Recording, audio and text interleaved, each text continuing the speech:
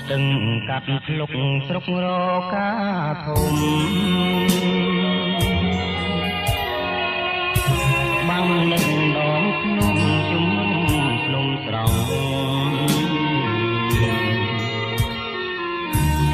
ភ្នំស្រួចធាំងក្ដីធាំងស្រីពោផងរៀងមូលក្រឡំដោយវងចន្ទទី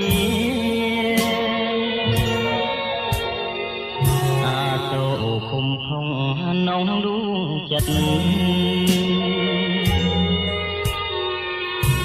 ញាតម្ចាំងជីវិតបេះដូងសង្សារភ្នំកោបភ្នំកង់